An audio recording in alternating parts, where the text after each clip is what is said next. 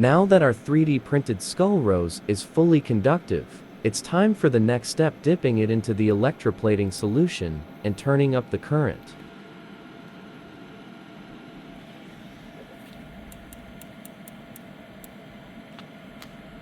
After 6 hours, our 3D printed skull rose is officially complete. The result is a breathtaking metallic finish, perfect for a one-of-a-kind Valentine's Day gift.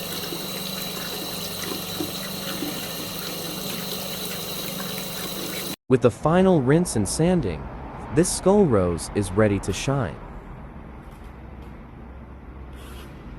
Stay tuned for the next step.